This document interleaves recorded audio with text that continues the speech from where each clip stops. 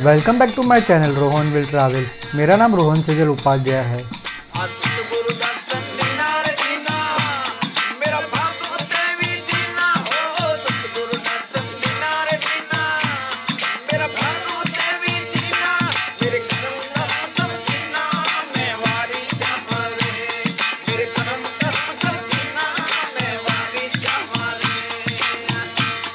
Last video यानी कि episode 25 में मैंने आपको वंदे मातरम मेमोरियल के बारे में दिखाया था और आज के इस वीडियो में मैं आपको प्राग महल और आईना महल के बारे में दिखाने वाला हूँ और यह एपिसोड 26 है। अगर आपको लगता है कि आप इसे कर सकते हैं तो आप कर सकते हैं। Welcome back to my channel Rohan will travel. मेरा नाम रोहन सजल उपाध्याय है और अभी बजे कुछ 3:09। तो एक्चुअली क्या है ना कि यहाँ पे धूप बहुत है, तो मैं वीडियो तो मेरा आता थोड़ा एडिट हो चुका है और अभी मैं सोच रहा हूँ कि पूरा दिन है मैं यहाँ बैठे बैठे क्या करूँ। तो मैं सोच रहा हूँ कि यहाँ पे कहीं घूमने जाते हैं। तो यहाँ पे नज़दीकी काफ़ी सारी जगह है, जैसे कि एक प्राग महल है और दूसरा आईना महल है। तो प्राग महल लाइक जहाँ पे मेरा स्टे है उसकी दूरी यहाँ से करीबन 800 मीटर ही है। तो मैं सोच रहा हूँ कि वहाँ पे एक बार घूमने चले जाते हैं, क्योंकि क्या है ना कि जितनी जगह मैं घूमता रहूँ ना तो अच्छा है, क्योंकि यहाँ पे मतलब बैठे बैठे करूँ भी क्या, क्योंकि वैसे तो लोग बात करने के लिए है, पर मैंने सोचा कि भाई आए हैं तो 2-3 जगह घूम लेते हैं। क्योंकि क्या है ना कि वैसे तो मेरे पास यहाँ पे 2 दिन और एक्स्ट्रा है, तो अगर मैं आज नहीं घूमता तो मैं 2 दिन मतलब मेरे पास आराम से मैं है कि मैं घूम सकूँ। पर मैंने सोचा कि एक काम करते हैं कि जितना हो पाए इतना घूमते हैं। अगर मुझे लास्ट डे पे अगर ऐसा है कि बस रेस्ट करना और कुछ नहीं करना तो मैं रेस्ट भी कर सकता हूँ।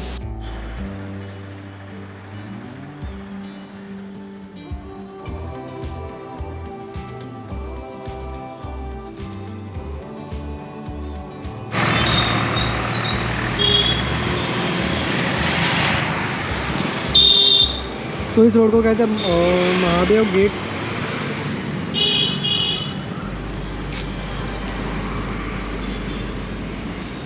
हमीरसर लेक।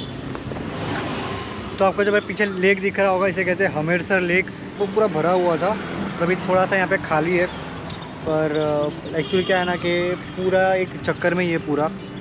तो अगर आपको घूमना हो ना तो जैसे कि अभी मैं प्राग महल जा रहा हूँ, तो बाद में आईना महल है, तो ये पूरा एक गोल मतलब एकदम सर्कल में ही है। तो अगर आई थिंक सो ये सारी चीज़ें लाइक भुज में जितनी भी लाइक लोकल साइंसिंग वाली जगह है ना, वो आई थिंक सो आपको एक दिन में पूरी कंप्लीट हो जाती होगी। और अगर लाइक आपको यहाँ पे बैठना है तो यहाँ पे बैठने के लिए भी काफ़ी अच्छी चीज़ें बनाई हुई है। तो अगर आपको यहाँ पे सिर्फ बैठना है तो आप यहाँ पे बैठ भी सकते हो।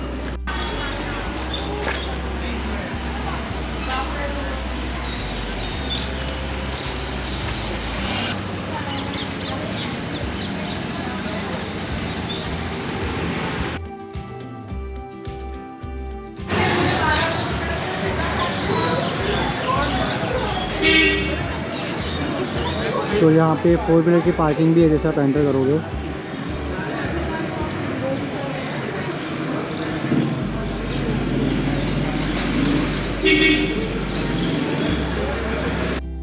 सो अभी आप मेरे पीछे देख पा रहे हो कि ये प्राग महल है भुज तक।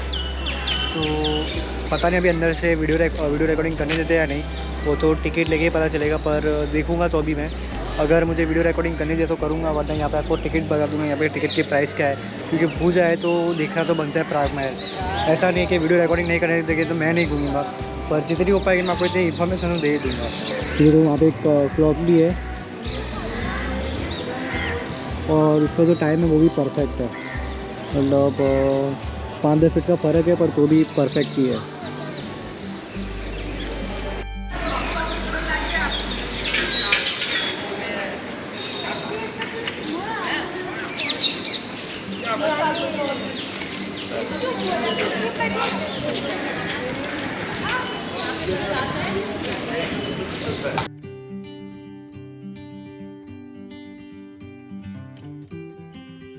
तो अगर मैं टिकट की बात करूँ तो यहाँ पे पर पर्सन 40 रुपीज़ है, बच्चों के लिए 20 रुपीज़ है और फोटोग्राफी या कैमरे के लिए आपको यहाँ पे 100 रुपीज़ पे करना है। तो यहाँ पे प्री वेडिंग शूट 1 घंटे के लिए यहाँ पे करीबन 5000 रुपीज़ है।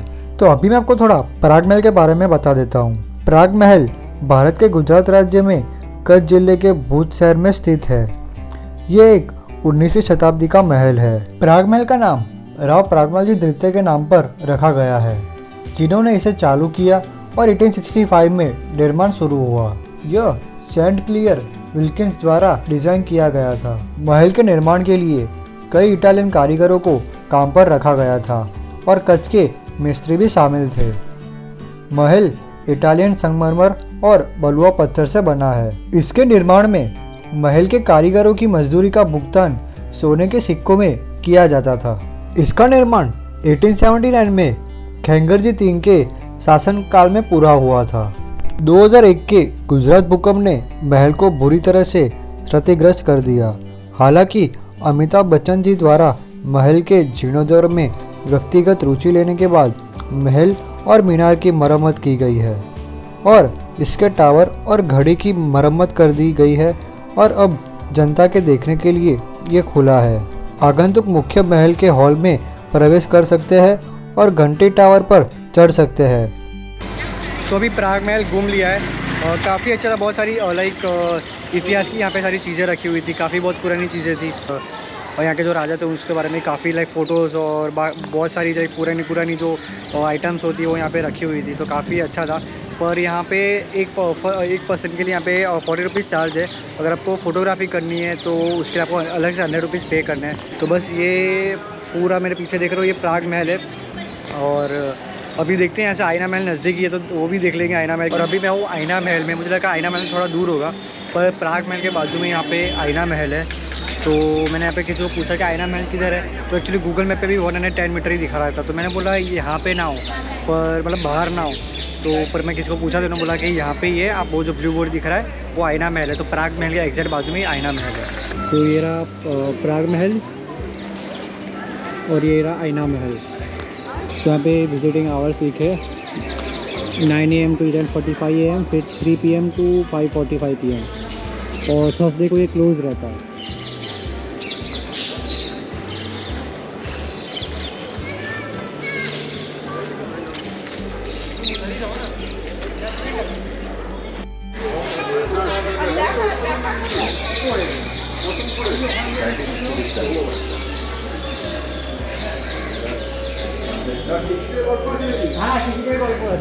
সবাই আসবে তো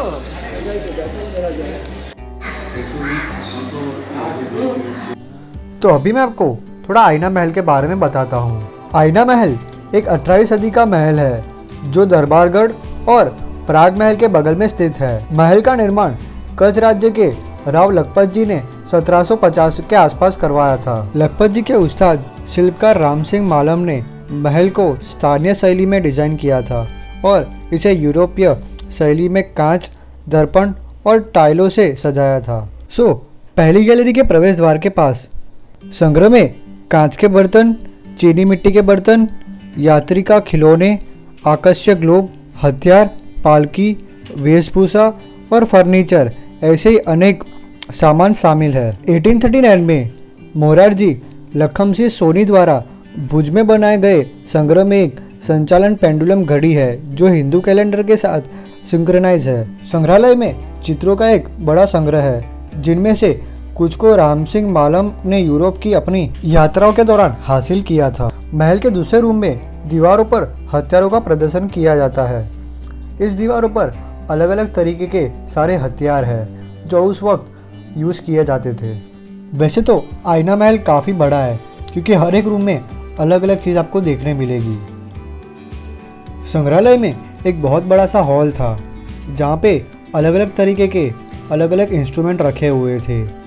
तो मैं एक अंदाजन लगा रहा हूँ कि एक बड़े से हॉल में यहाँ पे राजा बैठा करते थे और गायक आके राजा को यहाँ पे गीत सुनाया करते थे और यहाँ पे उस ज़माने के कॉइन्स भी थे। तो यहाँ पे कौन से राजा के समय में कौन से कॉइन्स थे वो यहाँ पे फ़ोटोज़ और वो कॉइन्स यहाँ पे रखे गए हैं। तो जैसे कि मैंने आपको बताया कि आईना महल में अलग अलग रूम है और ऐसा ही एक रूम हीरा महल करके भी था। हीरा महल महाराव लखपत जी का बेडरूम है। तो ये कमरा 27 फुल साइज मिरर से डेकोरेटेड है जो रोको स्टाइल में है। तो ये आपको जो पलंग दिख रहा है, पलंग की चारों टांग शुद्ध सोने की है। ऐसा कहा जाता है कि केवल 1 वर्ष के उपयोग के बाद महाराव को अपनी भव्य जीवन शैली को सक्षम करने के लिए इस बिस्तर को बेचना पड़ा। इसके अलावा आईना महल में अलग अलग प्रकार के दरवाजे भी थे जिसकी भी एक अलग ही कहानी थी। जैसे कि आप ये दरवाज़ा देख पा रहे होंगे, यहाँ पे कितनी अच्छी से कारीगरी की हुई है। तो जैसे कि यहाँ पे लिखा है कि हाथी के दांत का दरवाज़ा, तो यहाँ पे जो डिज़ाइन की हुई है वो हाथी के दांत से की हुई है। तो यहाँ पे मुझे एक फैमिली भी मिली थी जिससे बात करके मुझे काफ़ी अच्छा लगा। सो अभी आईना महल घूम लिया है। मुझे लगा आईना महल में मुझे काफ़ी टाइम लगा, करीबन आप समझ लो मतलब मैक्सिमम 2 घंटे में अभी आईना महल घूम लोगे। प्राग महल में इतना टाइम लगा था, मैक्सिमम आधे घंटे में घूम लिया था मैंने। पर आईना महल में काफ़ी टाइम लगा क्योंकि आई थिंक जो 6 रूम्स थे उसमें सब कुछ अलग अलग था। तो हर एक रूम में कुछ ना कुछ अलग था। आईना महल है, फिर हीरा महल, ऐसे करके सब अलग अलग लाइक रूम्स में अलग अलग चीज़ें रखी हुई थी। और अभी मैक्सिमम यहाँ पे 6 बजे सब बंद हो जाता है। क्या होता है कि 2 या 3 घंटे यहाँ पे ब्रेक होती है, मतलब जैसे कि 12-1 बजे बंद हो गया तो वापस 3 या 3:30 को वापस खुलेगा और वापस 6 बजे वापस बंद हो जाएगा।